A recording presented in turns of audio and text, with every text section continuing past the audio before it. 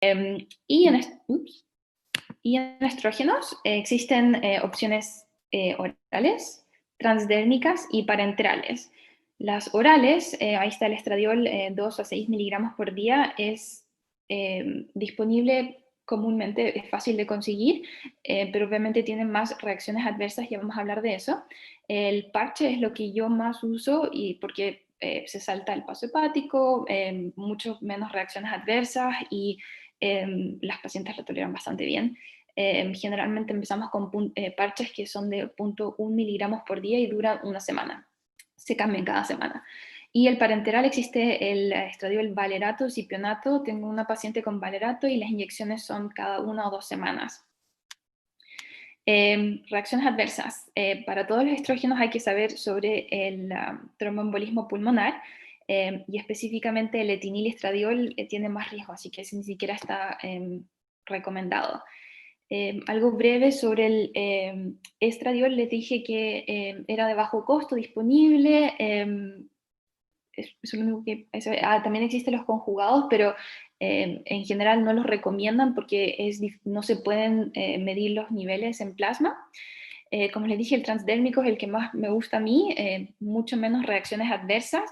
Si es que hay reacciones adversas, son cosas locales, a las pacientes les cuesta mucho que se quede pegado el parche por una semana entera. Tuve una paciente que tuvo que ponerse bien ingeniosa en cómo parchárselo y funcionó y los niveles perfectos. Y pueden haber reacciones locales como rayo, eso, pero eso nomás.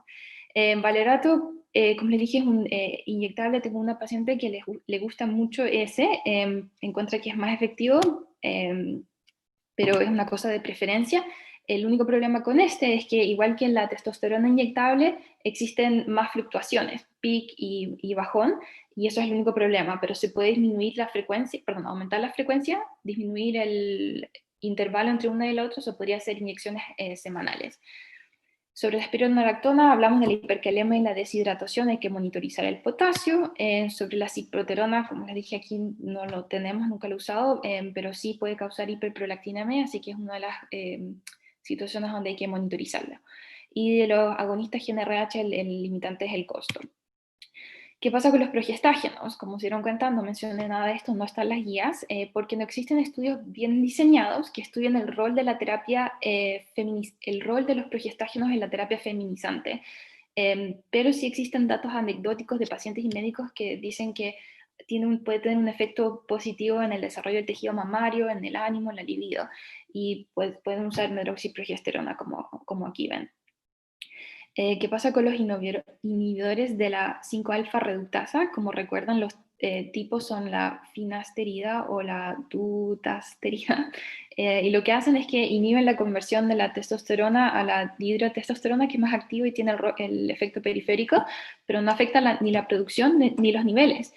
Y se puede pensar usar en pacientes que no toleran la espironolactona, en personas que quieren una feminización parcial, no binario, o en pacientes que, pese a tener un bloqueo completo androgénico o incluso que han tenido orquiectomía, tienen como efecto de virilización todavía. Entonces se puede usar eso para disminuir el efecto de tejidos periféricos.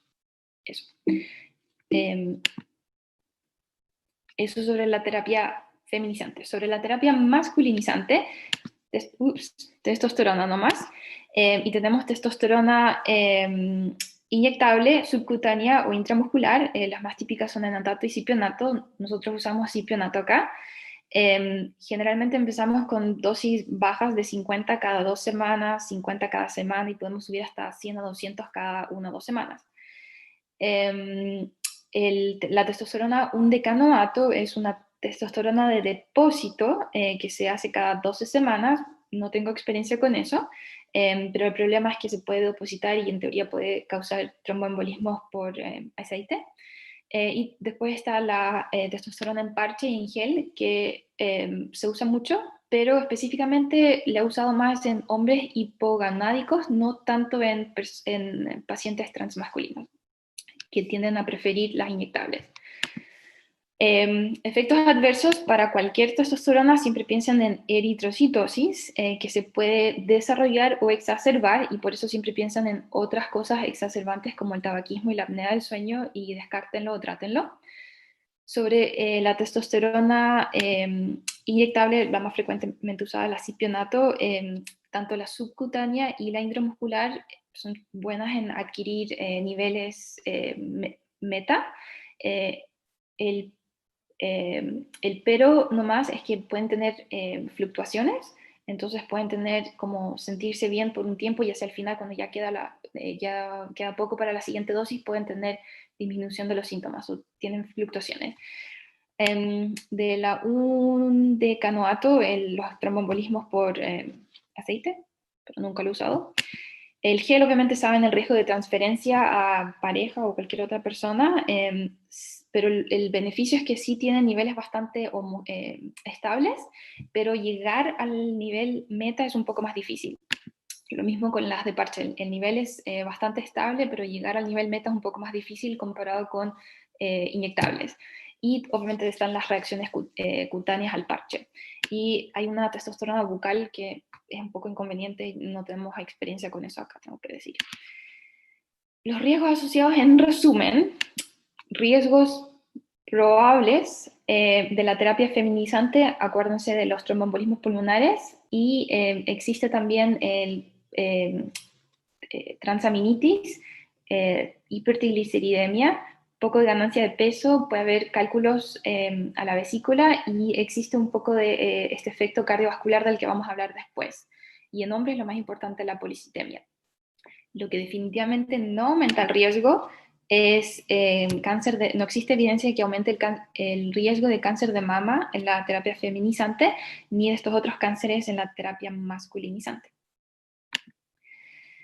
Es importante que los pacientes sepan y tengan una idea del tiempo en que van a experimentar los cambios, porque cuando empiezan piensan que todo va a ocurrir de una y no es así.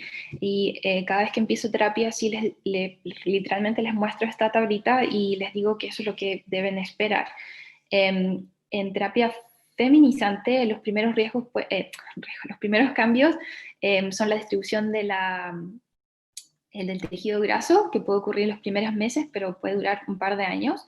La masa muscular y la fuerza disminuye también, la piel se pone más suave y menos oleosa. Lo otro que tienen que saber es la disminución del deseo sexual, de las erecciones espontáneas, y eso puede ocurrir en los primeros 1 o 3 meses, y el pico máximo es hasta los 6 meses. El desarrollo del tejido mamario es algo que les importa mucho, obviamente, y tienen que saber que empieza a ocurrir de 3 a 6 meses y puede durar hasta 3 años. Entonces, si están interesadas en cirugía, tienen que saber que tienen que darle tiempo. El volumen testicular y la producción de esperma también disminuye. Crecimiento del vello existe también en los primeros meses y es indefinido cuánto es el máximo. Y los cambios en la voz, no necesariamente hay cambios en la voz más masculina con terapia feminizante, y a veces se requiere cirugía. El timing de los efectos masculinizantes, el vello puede empezar a crecer a los 6-12 meses y puede durar varios años. Puede haber en los primeros meses oleosidad de la piel y acné, igual que en los hombres hipogonádicos que empiezan testosterona. Existe alopecia. En los primeros meses, aumento de la masa muscular, distribución de la grasa. Esto es bien importante, el cese de las menstruaciones ocurre dentro de un mes hasta máximo. Generalmente a los 6 meses los pacientes transmasculinos no tienen menstruaciones, y cualquier menstruación que ocurra después tiene que ser investigada. El crecimiento del clítoris empieza al mes hasta los 6 meses y puede durar 1 o 2 años, y eso es importante si piensan hacer cirugía en el futuro. Y existe atrofia vaginal, y la disminución del tono de la voz ocurre en el primer año hasta 2 años. ¿Cómo monitorizamos la terapia transfemenina? En el primer año vemos a las pacientes cada 3 meses y luego 1 o 2 veces al año para evaluar los efectos de la feminización y los efectos adversos. El nivel de la testosterona y el estrógeno se miden cada 3 meses. Como les dije, la meta de la testosterona es suprimirla a menos de 50 y la meta del estrógeno es mantener los niveles fisiológicos de 100 a 200. Si están con espironolactona, miden los electrolitos cada 3 meses el primer año y después 1 o 2 veces al año. Y la prolactina solamente si están con cipioterona o si desarrollan síntomas. Generalmente no es necesario monitorizarlo regularmente. ¿Qué pasa si los pacientes deciden por orquiectomía? Bueno, la orquiectomía simplemente simplifica la terapia hormonal mucho más porque ya no se requiere la supresión androgénica, podemos suspender los antiandrógenos y muchas veces hasta podemos disminuir la dosis de estrógenos manteniendo los mismos niveles meta. Eso lo facilita mucho más. ¿Cómo es el monitoreo de la terapia transmasculina? También el primer año vemos a los pacientes cada 3 meses y luego 1 o 2 veces al año para ver los efectos de la virilización y los efectos adversos. Medimos los niveles de testosterona cada 3 meses. Y la forma en que se mide la testosterona depende del tipo de testosterona. Las inyectables tienen que haber estado en steady state primero, o sea, después de la cuarta o quinta dosis, y se tiene que medir el nivel peak, que es a mitad de ciclo. Si los pacientes están usando testosterona cada 2 semanas, se mide a la semana después de ser inyectada. Y la meta está entre 400 y 700, que es el nivel medio para un hombre cisgénero. Un decanoato, como le digo, no tengo experiencia con eso, pero como es de depósito, se mide lo que llamamos trough, que es el nivel justo antes de la siguiente dosis y debería estar al menos en 400. Y la transdérmica es simple en el sentido de que ya lo puede medir después de 1 semana de uso y se debería medir a las 2 horas de la aplicación. Y la meta es igual, nivel medio de un hombre biológico cisgénero. El hematocrito se debe medir cada 3 meses el primer año y luego 1 o 2 veces al año. Y en cada visita monitorizamos el peso, la presión y al principio se debería medir el colesterol. ¿Qué pasa si los pacientes trans masculinos han decidido por ofrectomía? En estos casos, pues ya no hay estrógeno y la testosterona ya no es necesaria para suprimir el eje hipotálamo, pituitaria, ovario, sino que simplemente se usa para virilizar a los pacientes. Y la dosis en general no cambia después de la ofrectomía, se usa lo mismo. ¿Qué pasa si un paciente transmasculino tiene menstruación persistente o ha cesado por un tiempo y recurre? En estos casos, bueno, como les mencioné, muchos pacientes transmasculinos no deciden tener histerectomía o ofrectomía. Les había mencionado que generalmente a los 6 meses ninguno de estos pacientes tiene menstruación y esto es gracias a la supresión del eje y también a la atrofia endometrial. Si esto ocurre, obviamente hay que buscar, como en cualquier causa ginecológica, causas estructurales y no estructurales. Y el tratamiento, si es que esto llega a ocurrir, número 1 es baja de peso, porque hay una teoría de que hay menor conversión periférica de testosterona a estrógeno, y eso va a ayudar. La causa más frecuente es no lograr la testosterona deseada o tener fluctuaciones, por lo tanto podemos subir la dosis o aumentar la frecuencia. También podemos agregar un progestágeno que puede ser oral, inyectable o bien comúnmente usado como DIU, y eso también tiene un efecto agregado contraceptivo. Se puede optar por la ablación endometrial y a corto plazo se pueden usar inhibidores de la aromatasa, pero esto puede inducir la evolución y tiene que estar con contracepción. Sobre la fertilidad, hay que saber que una vez que iniciamos la terapia, siempre deberíamos tener una conversación con los pacientes acerca de cuáles son los efectos de la terapia hormonal sobre la fertilidad y hablar de las opciones de preservación de fertilidad que pueden incluir criopreservación de espermios, ovocitos, embriones, tejido testicular ovárico. El problema es el costo en muchos de estos casos, ¿no?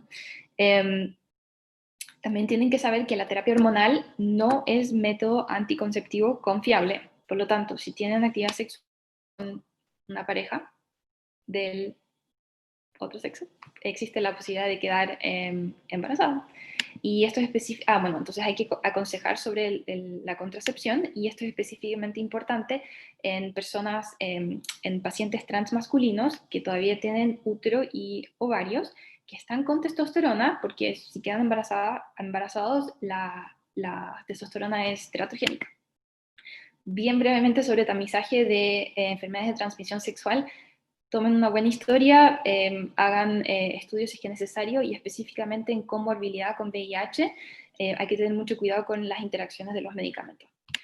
¿Qué pasa con el screening de cáncer? Hasta ahora estudios no han demostrado de que haya una diferencia entre la incidencia de cáncer en personas transgénero con terapia hormonal y en personas cisgénero.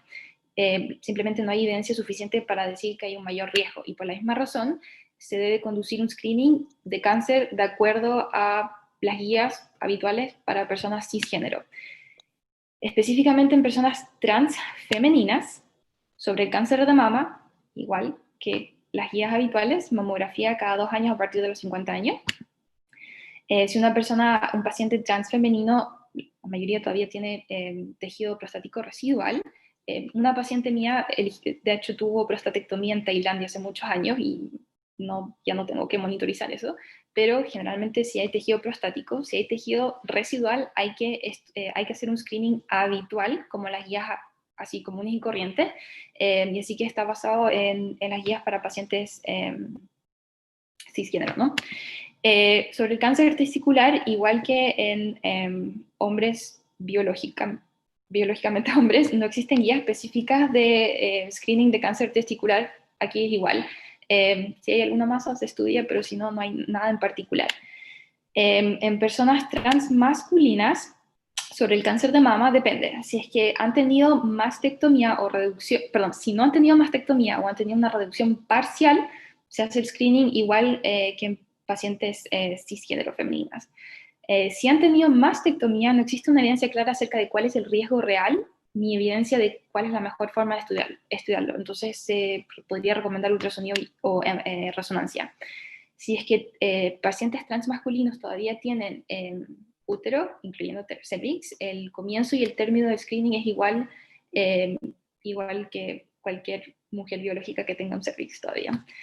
Y sobre el cáncer de endometrio, al igual que en mujeres biológicamente mujeres, no existe un screening rutinario recomendado. Si es que hay un sangrado no explicado, se debe estudiar, y específicamente la histerectomía como medida de prevención hasta ahora no está recomendada. Básicamente el mensaje es, si es que hay un tejido residual, se debe ser estudiado igual como lo recomiendan las guías para personas cisgénero. Screening de osteoporosis, no existe evidencia suficiente para recomendar medidas precisas que sean diferentes para el screening de osteoporosis en personas transgénero. En general, se dice a los 65. En guías generales dicen a los 65 para mujeres y 70 para hombres. Acá hacen un corte general al menos a los 65, a no ser que tengan factores de riesgo agregados para osteoporosis, en cuyo caso se puede hacer de los 50 para adelante. Y específicamente en personas transgénero que han tenido gonadectomía y no han estado en terapia hormonal por al menos 5 años, se debe hacer un escáner DEXA antes. 2 palabras sobre el riesgo tromboembólico. Como les dije al principio, es una contraindicación, pero como el estrógeno para pacientes trans femeninas es extremadamente importante, generalmente van a insistir en usarlo, aunque hayan tenido un evento tromboembólico. Y por esa razón, esta guía la tomé de la guía de UCSF. Encuentro que tiene un algoritmo bien bueno acerca de cómo manejar los diferentes escenarios de riesgo o eventos tromboembólicos en pacientes transfemeninas con estrógeno.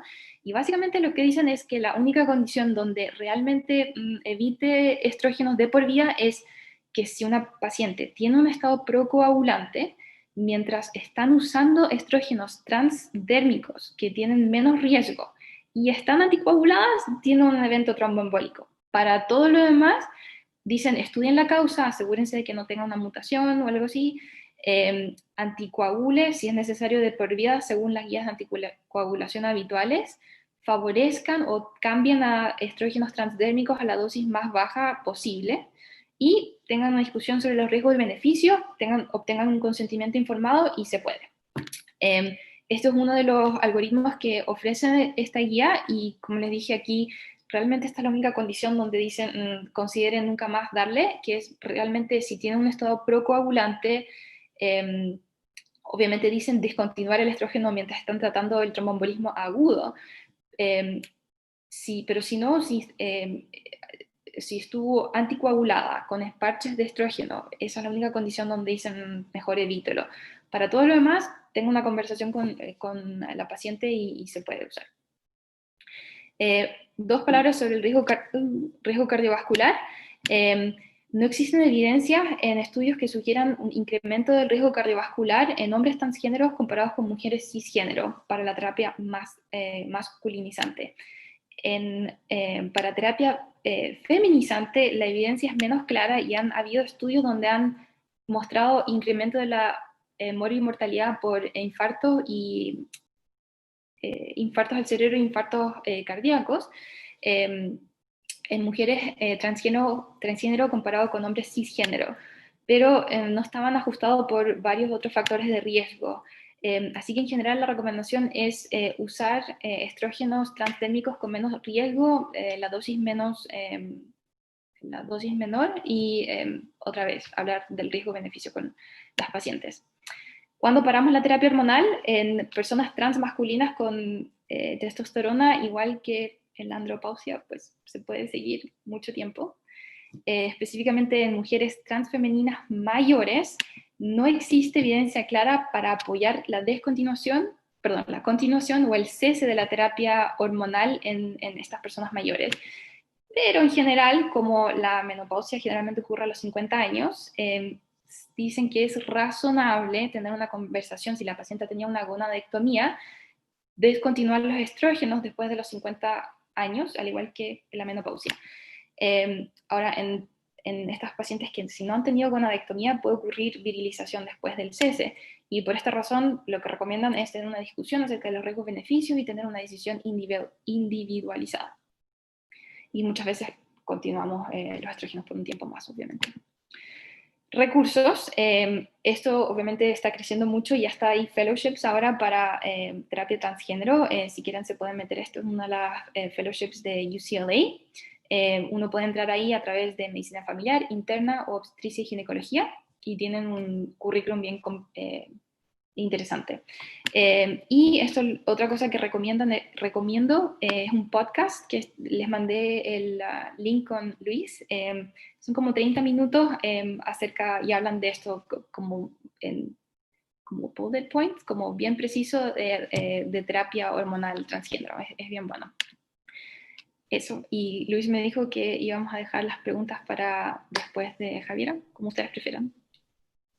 Eso, muchísimas gracias, Garnet. La cantidad de información es absoluta, así que yo creo que de seguro van a haber varias preguntas que van a ir surgiendo además durante la charla de Javiera.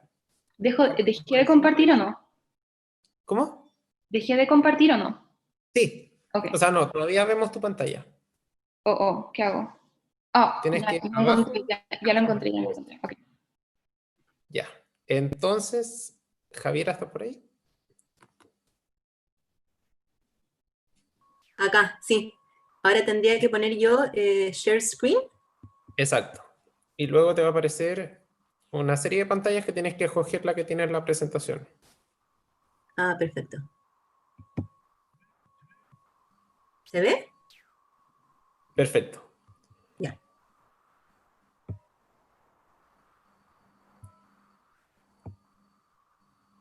Ahí se ve en grande, ¿no es cierto?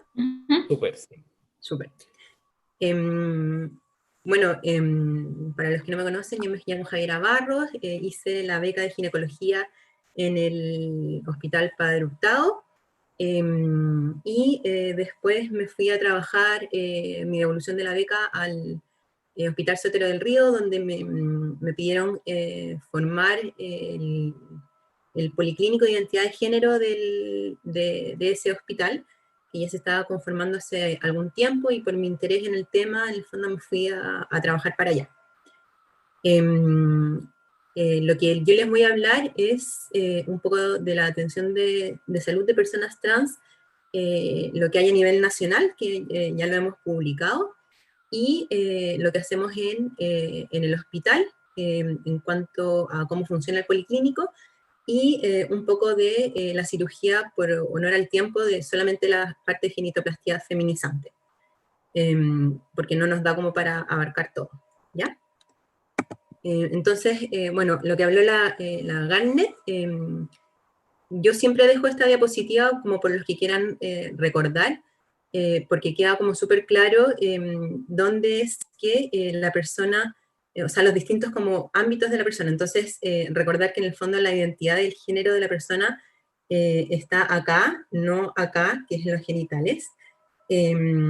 Luego que está la orientación sexual, que es hacia quien nosotros en el fondo nos vemos atraídos sexualmente. Y el sexo es lo que nos pone la sociedad en el fondo cuando nacemos, si es macho o hembra, y es con qué apariencia genital externo nosotros nacemos. Eso como a modo recordatorio, ustedes lo pueden buscar fácilmente en internet, esta galleta de jengibre que nosotros usamos harto, los que nos dedicamos a esto. Un poco contarles de qué es lo que hay a nivel nacional en cuanto a población trans. Este es un estudio que hicimos del diagnóstico preliminar de la red pública para atención en personas trans. Es solamente la parte pública, no la parte privada. Y hicimos el año del 2018. En azul están todos los servicios de salud que tienen algún tipo de atención para personas trans. Entonces, si ustedes ven acá, por ejemplo, en el servicio de salud en la zona norte, está solamente Antofagasta, con el hospital Guzmán de Antofagasta, y, por ejemplo, cualquier persona de Arica, Iquique o Atacama, no hay ningún tipo de atención a población trans, y si quisiera algún tipo de atención se tendría que movilizar a Antofagasta, dar alguna dirección a Antofagasta para poder ingresar en el programa. Y así se lo fui repitiendo todas las iniciativas de los distintos programas que hay a nivel nacional, que fue lo que nosotros estudiamos. En la zona centro-norte está Coquimbo con el Hospital San Juan de Dios de la Serena, y Valparaíso con el Hospital Carlos Van Buren, que es el que lleva como la lucha de estandarte en todo, tratamiento hormonal y cirugía, con el doctor Macmillan de hace muchos años. Pero, por ejemplo, si alguien nació en Viña del Mar, no tiene acceso a ningún tipo de esta prestación, igual si es que nació, por ejemplo, en Aconcagua o en Quillota. En la zona centro, ¿qué es lo que sucede?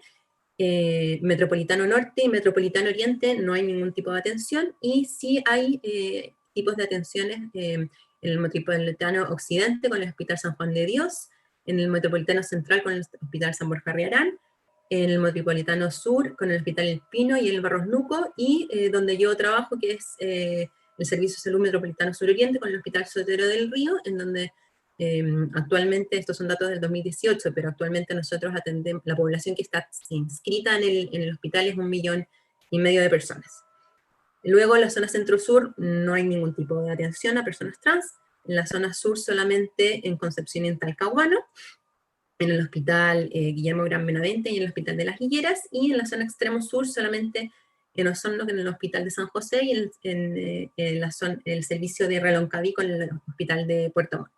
Por lo tanto, a modo de resumen, ¿cuántos servicios poseen algún tipo de atención para población trans? 11, y eso es un 45% de la población actualmente chilena, pero un 55%, o sea, 7.600.000 personas, quedan sin ningún tipo de atención. Y es por esto que la mayoría de las personas lo que hacen es inventar direcciones en otros lugares para poderse atender y tener el acceso al tratamiento hormonal o a las distintas cirugías.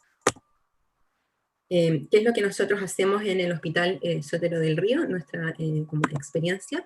Bueno, nosotros como objetivo general, cuando creamos el programa, nos pusimos a generar una red de atención de salud mediante la implementación de un programa de acompañamiento que permita brindar apoyo a las personas trans y a sus familias, y no siempre a la familia, porque la familia muchas veces de estas personas no los apoyan, sino que a la persona significativa que así lo haya determinado la persona trans.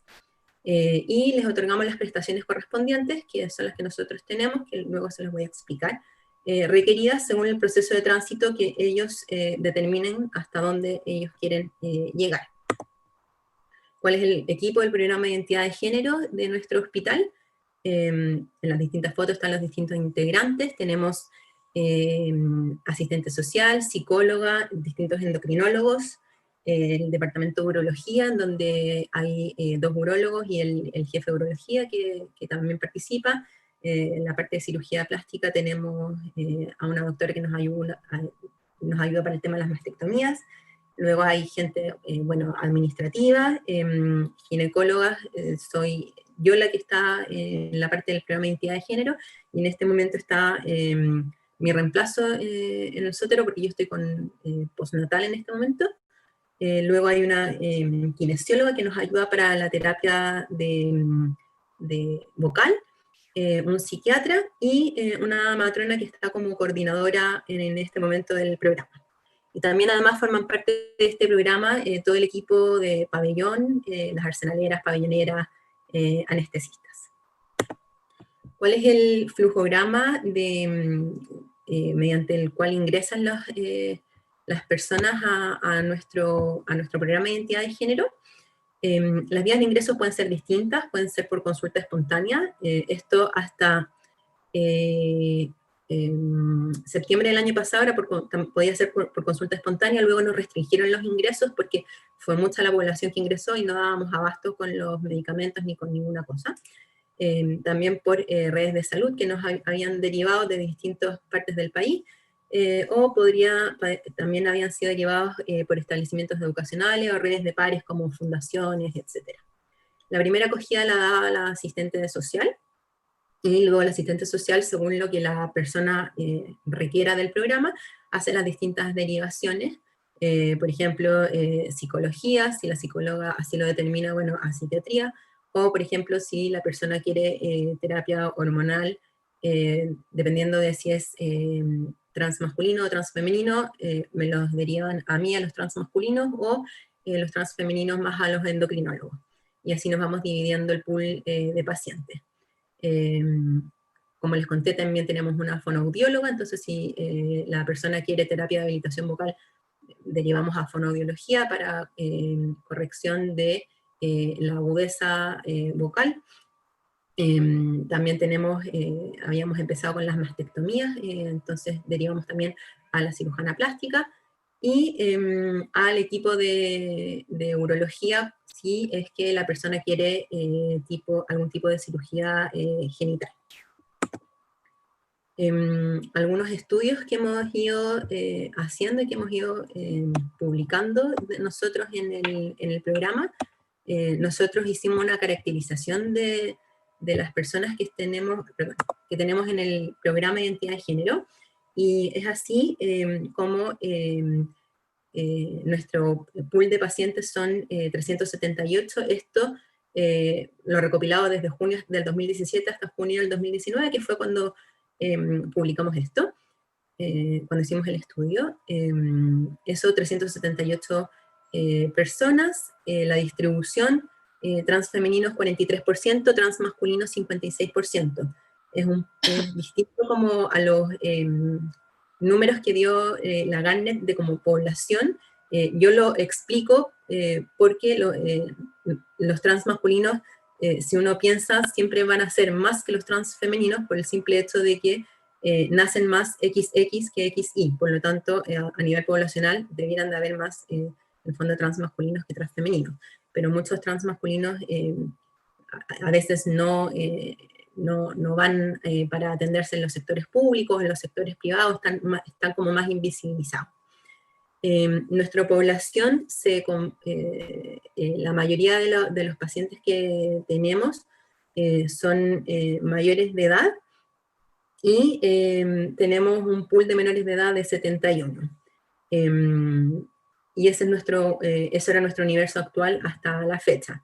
Si se fijan, en el fondo son 368, eran 379, tuvimos un suicidio, como bien explicó Garnet. Esta población tiene mucha más alta tasa de suicidio que la población cis, y a nosotros ya se nos murió, o sea, ya se suicidó uno de nuestros pacientes.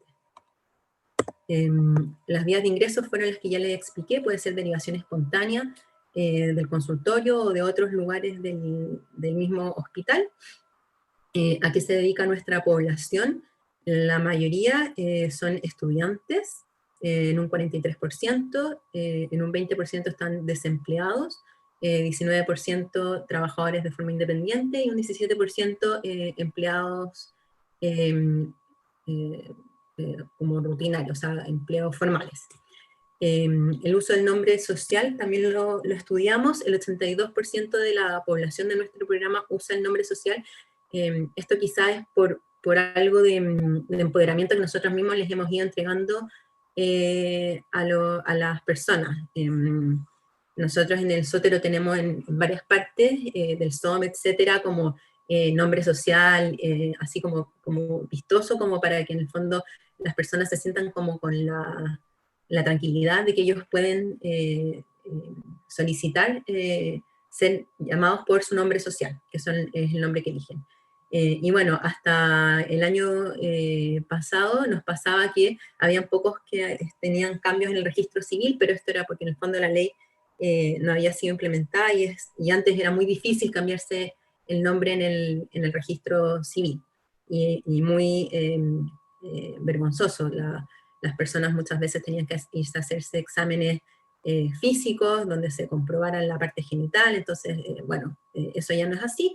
Ahora cualquier persona puede pedir en el registro civil su cambio de nombre, y el trámite es un trámite bastante fácil. Otro estudio que tenemos nosotros en el hospital es el deseo quirúrgico de las personas transgéneros que son usuarias de nuestro programa. Y bueno, de nosotros, o sea, de los 378 personas que nosotros tenemos, el 80%, o sea, 304 pacientes, nos han manifestado algún deseo de cirugía de adecuación corporal. Eso es CAC, cirugía de adecuación corporal. De esas 304 personas, 194 transmasculinos han pedido cirugía. De esos 194, 189 lo que nos han pedido es mastectomía, y es la cirugía que más nos han solicitado.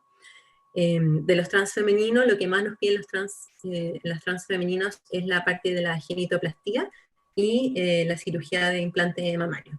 Y también tenemos una persona no binaria que nos pidió algunos tipos de cirugías que bueno, da un poco para más discusión. Y 66 pacientes desean generalmente más de alguna cirugía de adecuación corporal. Generalmente los transmasculinos es mastectomía y algunos genitoplastía. Para que se hagan una idea, de los 194 transmasculinos, 47 solamente tienen actualmente solicitada la genitoplastía. Y en cambio en los trans femeninos, de los 109 pacientes transfemeninos que nos solicitan, o sea, que nos solicitaron genitoplastía, 98 lo que solicitan es genitoplastía. Del total de pacientes, solo un 14% efectivamente se ha realizado una o más cirugía de adecuación corporal, esto incluyendo a las personas que se habían realizado la cirugía antes de entrar al programa.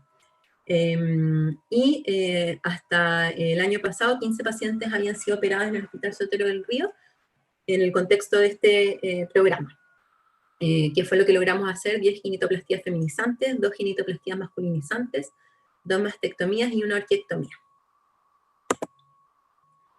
Un poco les voy a hablar de genitoplastía feminizante. Bueno, la genitoplastía feminizante y masculinizante, nosotros en el hospital, la primera que realizamos fue el año 2018, en noviembre, cuando se dio inicio al área quirúrgica del programa, y se operó a la primera paciente, que fue una mujer trans.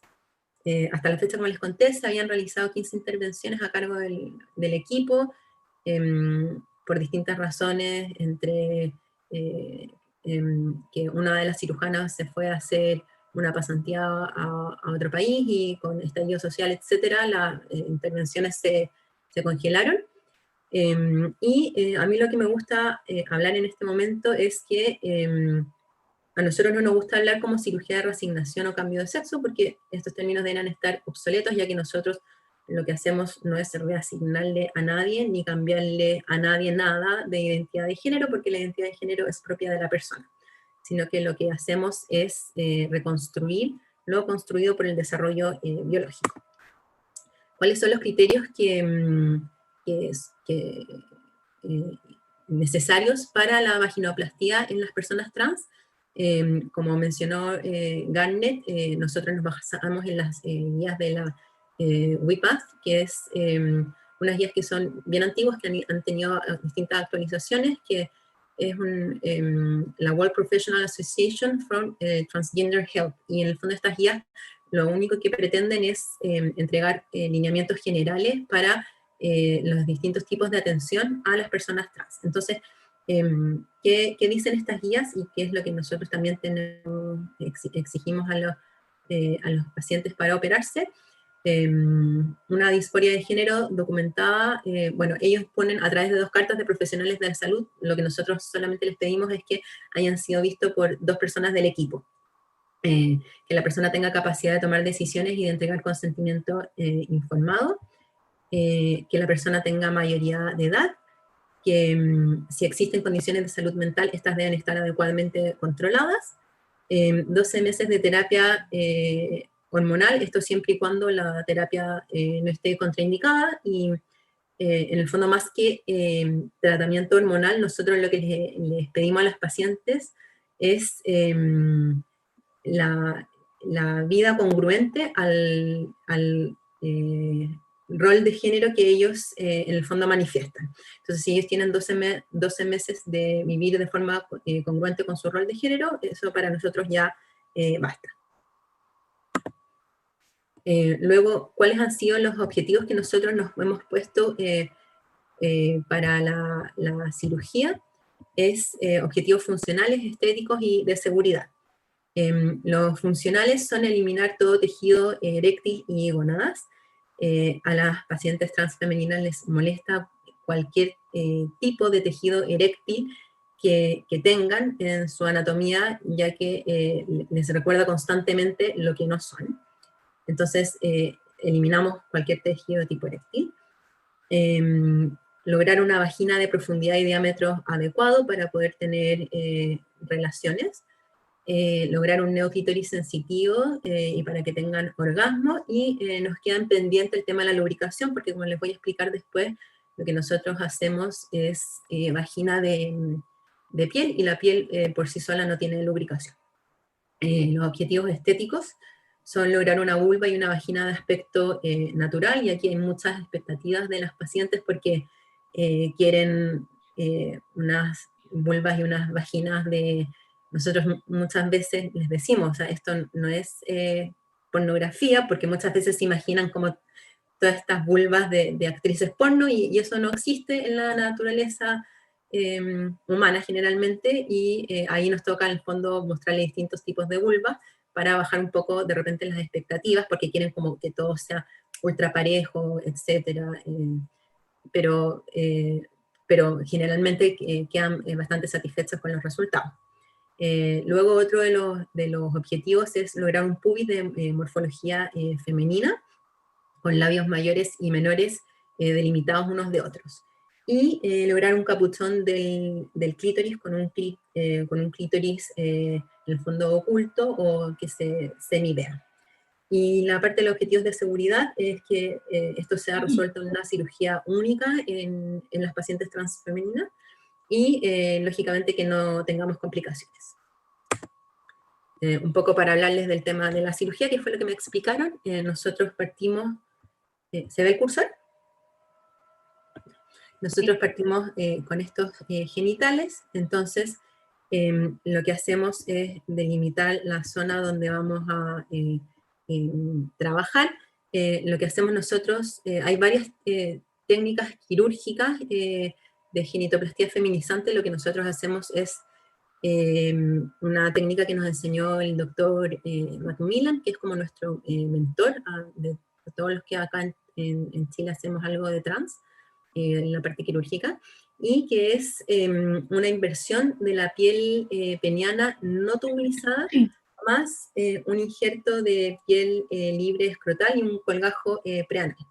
Entonces, este es el colgajo preanal, que es lo que está en rosado, y esto es el injerto de piel libre escrotal. el colgajo preanal y el injerto de piel libre escrotal van a ir a tubulizar la neovagina de la pared posterior, y la piel peneana no tubulizada va a ir a tapizar la pared anterior. Sí, lo dije bien. Luego, otro de los resultados que nosotros siempre buscamos es lo que les estaba explicando del tema del genital femenino con este clítoris, que lo hacemos a partir de el glande reducido a su mínima expresión, y con el resto de la piel del glande hacemos los labios menores, y reposicionamos el meato urinario en una posición femenina. Y esta estructura después la asomamos, como les voy a explicar en la siguiente diapo, por una incisión donde aparece esta estructura, y todo lo demás en el fondo queda lógicamente con piel y tapizada la cavidad neovaginal. Entonces, para que se lo imaginen, yo traté de poner las fotos como más explicativas, porque esto cuesta mucho explicar, ¿no? Acá, si ven, acá está la incisión por donde va a aparecer esta estructura. Eso es la piel peniana no tubulizada, que va a ir a tapizar la pared anterior de la neovagina. Nosotros luego suturamos este colgajo y los colgajos preanal y el escrotal fuera de la cavidad, y después a través de un acceso al espacio retroprostático, que esta es como la parte cúlmine de la cirugía, se podría decir, o la parte como difícil, porque en el fondo tenemos que ir a crear un espacio que no existe, para luego esta estructura introducirla en esa cavidad nueva que creamos. Se hace la incisión y aparece el tejido que antes les mostré, y esto pasa a ser los labios mayores, en donde los rellenamos con todo el tejido de alrededor de los testículos que quitamos, pero todo el tejido que había alrededor lo usamos para rellenar, y que no exista y que no se dé el síndrome como que ellas llaman del labio vacío, que les molesta mucho también. Bueno, y finalmente, después de todos estos pasos, lo que logramos es esto, que es en el fondo una paciente con los genitales que son los que en el fondo le corresponderían por su género, que son los, siempre y cuando así ella lo desea, obviamente, que son los labios menores. Acá están un poco inflamados, en el fondo, justo en el momento post-quirúrgico inmediato. Labios mayores y la cavidad vaginal, ocupada por muchas gasas hasta que empiece el proceso de dilatación, como se los voy a explicar. Luego, estas son fotos de pacientes de nosotros, bueno, todo lo que les voy a mostrar, ¿verdad? La evolución de las pacientes, por ejemplo, a la semana, la misma paciente, si se fijan, un poco devitalizado, pero luego eso no tiene mayores problemas, y en esta paciente evolucionó de buena manera. A la semana, lo que nosotros vemos, o sea, no retiramos ni puntos ni nada, sino que solamente hacemos un control para ver cómo está. O sea, de hecho, este control de la semana es antes justo del alta, porque están más o menos hospitalizados una semana. Y se van con su packing vaginal para la casa. A las 2 semanas vuelven para empezar el proceso de dilatación, donde sacamos los tampones vaginales y empezamos con el proceso de dilatación, que son dilatadores que nosotros mismos como que les vendemos, porque los mandamos a hacer a un lugar especial. Partimos con diámetros 29, después nos pasamos a 31, 33, 34 y 35 es lo que nosotros les pedimos a los pacientes para que puedan tener relaciones sexuales. Algunas pacientes nos han pedido dilatadores de mayor tamaño, pero son las menos.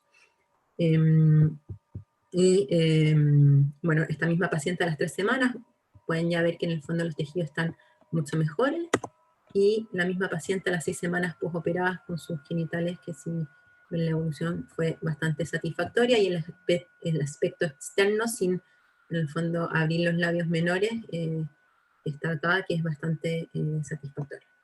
La misma paciente de pie, sus labios mayores rellenos, sus labios menores, sí, ahí uno en el fondo hace una apertura de esa zona, es lo que encontramos en esta foto anterior. Bueno, lo que logramos finalmente con la cirugía es que la paciente pueda tener relaciones penetrativas cuando logran el diámetro de 35 del dilatado. Entonces aquí un video de la paciente postoperada.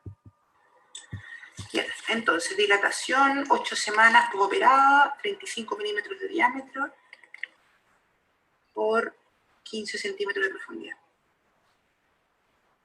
Los mismos dilatadores tienen 2 tamaños, para abaratar costos. En el fondo nosotros por un lado hacemos un tamaño 35 que se veía ahí en la foto, en el video, y por el otro lado 34. Entonces ahí ustedes pueden ver que en el fondo la paciente puede tener relaciones y quedan bastante satisfechas generalmente.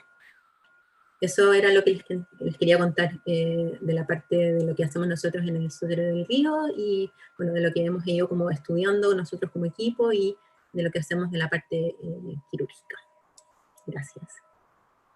Muchas gracias, Javiera. Muy, muy interesante la parte más quirúrgica de todo lo que hablábamos en un comienzo también con Garnet desde lo más médico. Tenemos a lo menos 5 o 6 preguntas ya en el chat, así que en honor al tiempo vamos a ir por ellas. La primera de Jorge, nadie especificó para quién, así que si es que una de las dos quiere responder o las dos, no hay ningún problema. La primera dice, como decía de Jorge, ¿qué tan frecuente es que trans masculinos presenten alopecia tras comenzar con tratamiento hormonal? Existe, igual que en hombres cisgénero hipogonádicos, es uno de los riesgos tener alopecia de distribución masculina. No te podría decir un porcentaje específico, pero es una de las cosas que están descritas y es frecuente. No sé si tienes alguna. Nosotros no tenemos tampoco eso tabulado, pero generalmente lo que hemos visto, o lo que yo he visto en los pacientes que yo trato, es que si la persona tiene antecedentes familiares, por ejemplo, su padre o su abuelo o sus hermanos tienen alopecia, con el tratamiento hormonal seguramente va a desarrollar alopecia. Eso es lo que yo he visto por lo menos. Clarísimo. La segunda pregunta por parte de Joaquín dice, en terapia trans femenino, ¿la erección a largo plazo queda totalmente suprimida si la paciente sigue deseando erecciones? ¿Se puede dar sildenafil o algún otro método? Es una buena pregunta. Generalmente las erecciones, como expliqué en esa tablita de timing, disminuyen o cesan completamente. La verdad es, y en general, básicamente se comportan como un hombre cisgénero hipogonádico. En ese sentido, mientras esté con terapia feminizante, estaría difícil. Ahora, lo que no he visto, y no sé si Javier tiene otra experiencia, es si usar sildenafil hace algún cambio, pero también depende, es una cosa individualizada, porque tengo por ejemplo una paciente trans femenina que no quiere cirugía, pero tampoco tiene actividad sexual penetrativa por erección. Entonces es bien individualizado, pero lo que no he visto es si sildenafil tiene un efecto en personas transfemeninas en tratamiento feminizante. No sé si tienes alguna otra experiencia, Javiera. Yo no tengo experiencia con el sildenafil en pacientes transfemeninos. Todas las pacientes transfemeninos que yo atiendo que he visto, desde la parte quirúrgica o la no parte quirúrgica, las que no se quieren operar, ninguna tiene ningún interés de usar su pene para tener relaciones, ellas penetrar a un otro. Exacto.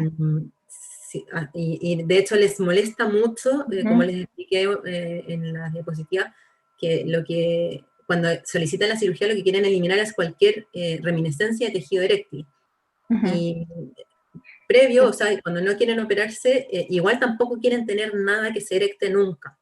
Porque eso como que les recuerda, les rememora lo que en el fondo con lo que no se sienten identificados. Pero todo esto también Personal. tengo la misma experiencia. Nadie, de mis pacientes, nadie quiere nada con eso, jamás. Pero también hay pacientes que creo que alguien estaba preguntando por no binario y puede ocurrir el caso de que quieran terapia feminizante y tener capacidad de... Pero a mí personalmente no ha tocado y en general no es lo que ocurre habitualmente. Tendría que ser como en el espectro no binario o generalmente no quieren nada que ver con nada de eso. Nosotros tenemos 2 pacientes binarios en el programa actualmente, y los pacientes no binarios que tenemos no usan espironolactona, no quieren usar espironolactona por lo mismo, porque no quieren perder las erecciones. Y generalmente no se estrogenizan tampoco. Los no binarios en general no se tratan, no sé, a lo mejor puede haber por ahí alguien que me diga lo contrario, pero las 2 personas que nosotros tenemos en el programa no quieren tratamiento hormonal porque quieren mantener lo que tienen de su género con el que se sienten identificados, pero también no quieren perder lo que el sexo biológico les dio. Entonces no se hormonizan. Exactamente. Ahí creo que alguien había preguntado qué es lo que hacen con no binarios. En esos casos, hay a veces que usamos los inhibidores de la 5-alfa reductasa, como que tienen un efecto parcial, pero generalmente no quieren tratamiento feminista, o sea, no quieren supresión completa de los andrógenos. Ok. La tercera pregunta de Pía dice, ¿cuál es el promedio de edad de los pacientes que solicitan terapia hormonal, en tu caso, Garnet? Y un poco alcanzándose a Javiera, que ¿desde qué edad podrían hacerla hoy en Chile? Yo, a ver, me puedo decir de la experiencia personal, pero no tengo un corte del hospital o algo así, así que no sabría decir. Los pacientes, veo yo, están como en los 20 tardíos o 30 años. Eso es como lo habitual, pero no tengo un corte de mi hospital o de la ciudad o algo así. No sé si tú tienes algo de tu programa. Sí, lo que les mostré les comparto nuevamente la diapositiva. ¿Qué es esta? Nosotros, esto tienen que trasladarlo al año 2019, entonces las edades van a estar un poco distintas ya. Pero nosotros de menores de edad, en ese momento teníamos 71. Y nosotros en todos los menores de edad, con autorización de los padres, siempre y cuando tengan TANER más de 2, esto tanto como en transmasculino como en transfemenino, con TANER 2 o mayor, nosotros ya empezamos tratamiento hormonal. No les podría decir de esos 71 en este momento cuántos son los que tienen en el fondo TANER 2, pero entonces no nos regimos por una edad, sino que en el fondo es por un desarrollo puberal para empezar el tratamiento. Generalmente esto está alrededor de los 14, 15 años. Hay algunos pacientitos más pequeños que tienen mucha disforia con el tema de la menstruación, entonces lo que nosotros hacemos cuando tienen tanta disforia por el tema de la menstruación es darles medroxiprogesterona para suprimirles la menstruación, esperando en el fondo que se complete la otra parte del desarrollo. Eso es lo que hacemos nosotros en el hospital. No sé si queda como clara si contestamos tu pregunta o si me fui por otro lado. Se me olvidó decir que como yo veo adultos nomás, los pacientes chiquitos, niños que han sido tratados generalmente quedan en el sistema pediátrico hasta pasadito los 20 años. Por eso digo que los pacientes que yo he visto están como a mediados de los 20, 20 y tantos años, y por eso es la única diferencia, porque quedan en el sistema pediátrico por más tiempo. Pero ese es el único pero. Perfecto, muy claras las dos respuestas. Luego, Trinidad nos pregunta un poco, ya comentaba Garnet, con qué pasan los casos que se consideran como no binarios, si hay adaptaciones terapéuticas para lograr esto. Ya. ¿Y Javier, alguna cosa que hayan visto en el Sotero con respecto a eso? Es que en los no binarios, los dos que nosotros tenemos no han solicitado tratamiento hormonal, como les expliqué. Lo que sí nos solicitó uno de los dos son algunas cirugías que se quiere hacer. Entonces, la persona no binaria que nosotros tenemos que pidió la cirugía es una persona no binaria, sexo biológico masculino, y lo que quiere realizarse esta persona es tener implantes mamarios. Eso. Pero no se hormoniza. Y no se quiere hormonizar, porque no quiere perder la parte de erección peniana. Clarísimo. Luego Joaquín nos vuelve a hacer una pregunta con respecto ahora a si las pacientes después de la cirugía tienen más incidencia de infecciones del tracto urinario. No hemos visto mayor incidencia de infecciones del tracto urinario, y también te puedo comentar por la experiencia del doctor Macmillan, que tampoco lo ha visto, porque yo todo eso lo respondo siempre como de la experiencia de nuestro mentor, que en el fondo es el que tiene mayor casuística. No hay mayor infección del tracto urinario. Ok. Luego Florencia nos pregunta, dice, en el caso de los pacientes, de las pacientes trans femeninas, ¿cuándo se les realiza la genitoplastía? ¿No se les aprovecha de realizar una prostatectomía radical? No les hacemos una prostatectomía. Lo que pasa es que las pacientes cuando se someten a la cirugía llevan mucho tiempo, generalmente, de tratamiento hormonal. Entonces, cuando uno va a buscar la próstata para hacer el acceso retroprostático que les expliqué durante la cirugía, la próstata es casi imperceptible. Entonces, esta próstata sacarla sería muy, muy difícil, porque casi no existe. De hecho, a nosotros nos serviría mucho más si la próstata fuera de mayor tamaño, porque ese acceso, que es muy difícil para nosotros, sería más fácil si nosotros tuviéramos claramente una próstata de mayor tamaño que nos dijera por dónde introducirnos. Pero por eso no hacemos prostatectomía, porque en el fondo es innecesaria. Sí, yo tengo una paciente que se la hizo, pero no se hace acá, no es algo habitual, pero tenía tal disforia con cualquier tejido masculino que se lo fue a hacer a Tailandia. Y ahora midiendo la PSA, obviamente está muy, muy bajo, o sea, indetectable. Y de hecho, incluso hablarle de medir PSA le causaba una disforia terrible. Así que lo medí cuando empecé a verla y después ya no más, porque está indetectable como sea. Perfecto.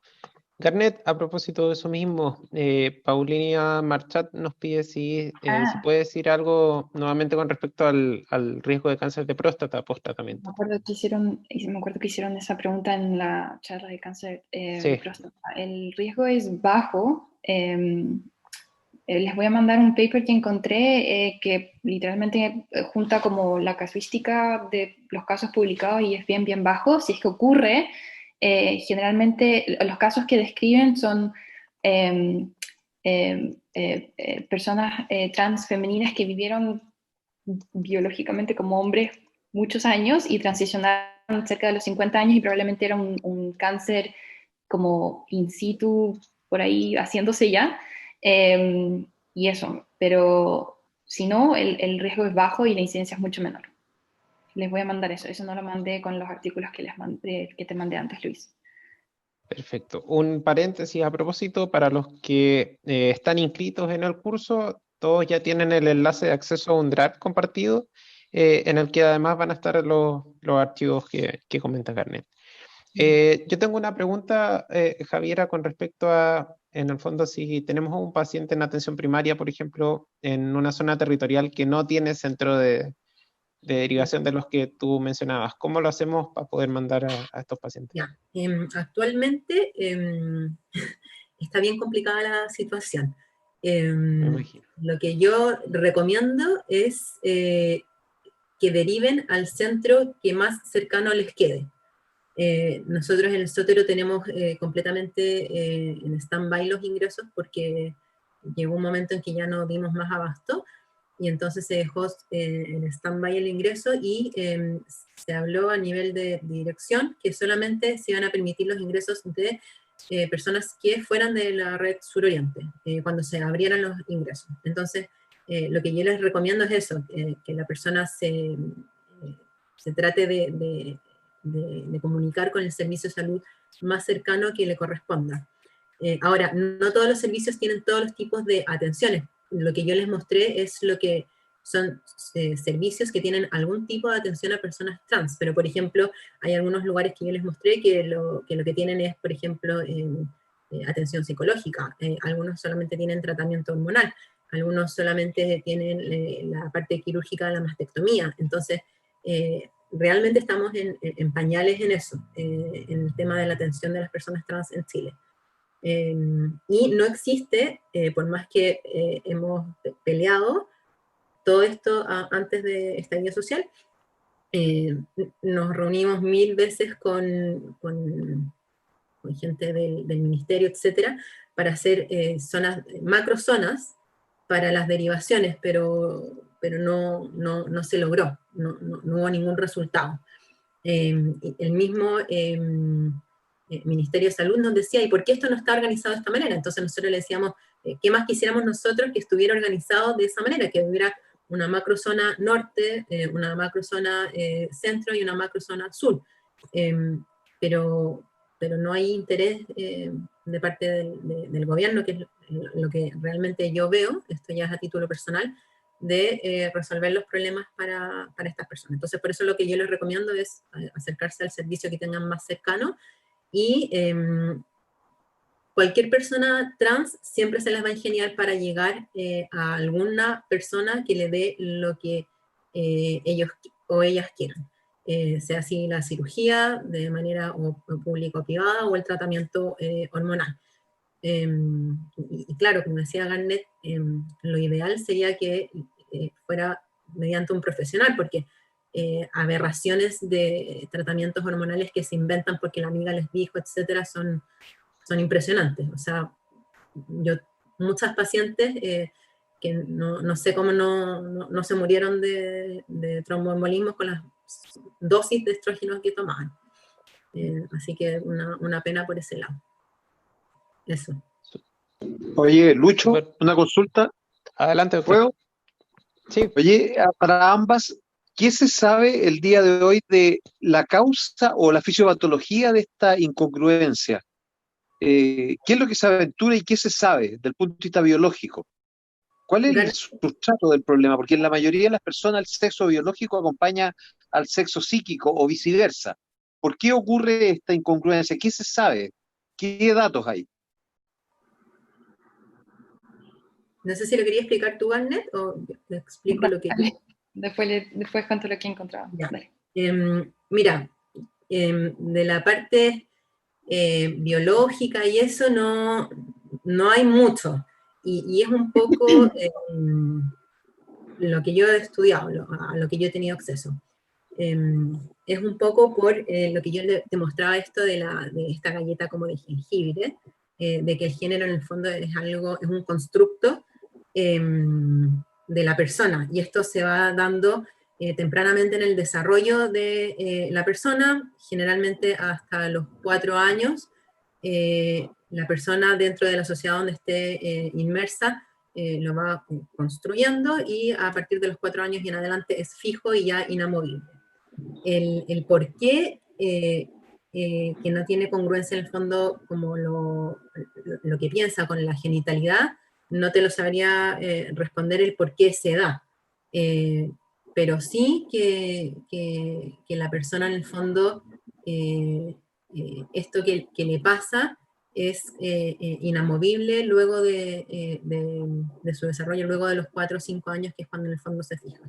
y recordar igual que las construcciones de género es algo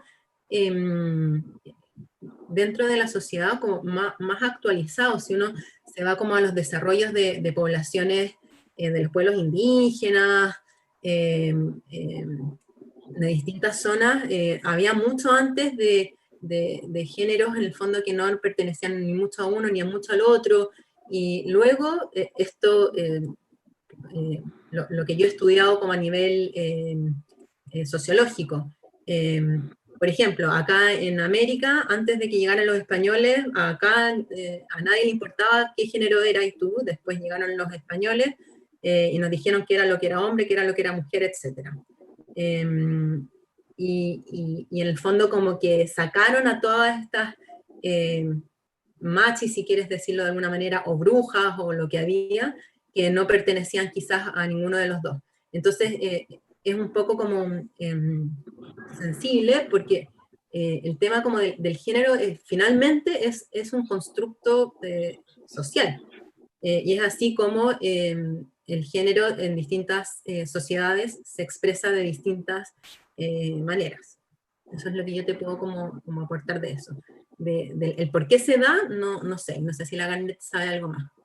No, el por qué se da tampoco existe una causa clara, pero sí había estudios que sí apoyan la teoría de una causa genética y algunos estudios de gemelos, olvidando estos términos, disigóticos, anyway, eso, y que hay mayor asociación si son ¿cómo se llama esto? Monocoriales cuando no son bicoriales, sí. Y básicamente idénticamente genéticamente hablando, que si no lo son. Entonces, eso apoya la idea de que sí hay una causa biológica genética detrás de eso, pero como tú decías, el género en sí es un constructo social, pero la identidad y esa incongruencia, la teoría es que existe una base biológica y genética para eso, pero exactamente qué que todavía no se ha descubierto. Muchas gracias. Muy buena. Un mundo nuevo para uno. Muchas gracias, doctoras. Bueno.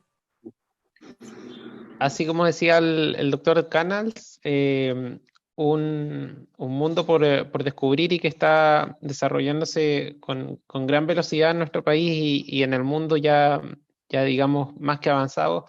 Así que de verdad muchas gracias a ambas por las exposiciones, por visibilizar además este tema.